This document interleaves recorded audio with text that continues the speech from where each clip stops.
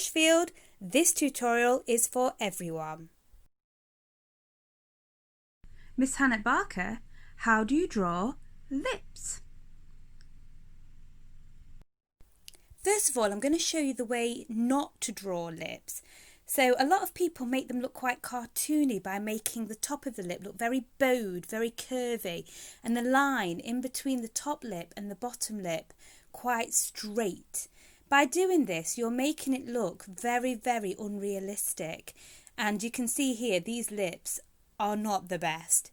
Also, you can see that I've used a really heavy line when I've done these. So even if I wanted to try and adapt them, I've pressed on so hard, I would really struggle. Now, this is how I do the top lip. A nice soft arch, and what you might not realise is that the middle line actually mirrors the top line. It isn't straight like the ones that you can see up here.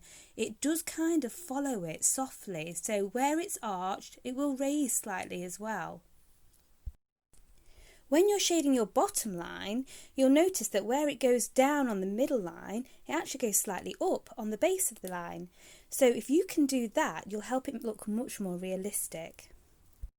When it comes to shading your lips, don't go from side to side. That will only make your lips look flat. If you look at your lips, you'll notice there's lots of texture on there, and they're almost like little lines that go from the top to the bottom. So I work on one lip at a time and doing that texture.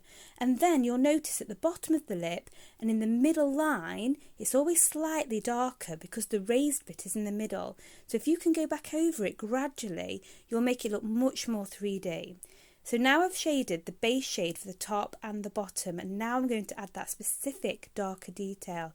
Gradually build it up. At first, like when you see it like this, it doesn't really blend together, but slowly, as you keep adding to it, you'll notice that it's really starting to look quite 3D.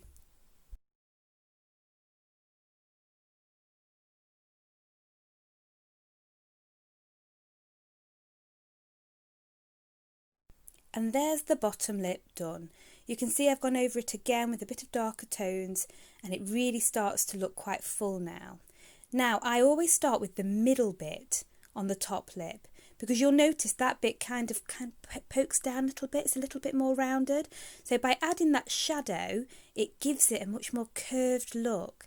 And now I'm going to start adding the darker textures, again working in those lines, just to really make it look realistic.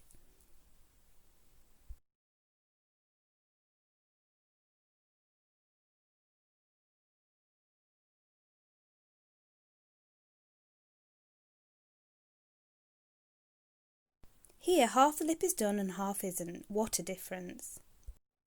Don't forget to shade around the lips. A lot of people forget the Cupid's bow, the bit where it goes in the top of your lip, and that really helps to give it a more realistic look. Now, an easy way of smoothing your sketchy marks for your skin, because you want that to be very smooth, is to use a simple earbud, a simple cotton bud. So by doing that and following the shape, you're really going to make it look lovely and smooth and more skin-like, because obviously it's a very different texture to the texture on your lips. So you start off light, and then you can go back into it and add where it's a little bit darker, like the shadow under the lips and in your little Cupid's bow at the top. Hopefully you can see that the right hand side is much more smooth than the left hand side, because that's where I've gone over with the cotton bud. So it really is a very easy tool to use, and something that you've probably already got in your cupboards at home. And here's the final result. I hope you like it, have fun and keep practicing.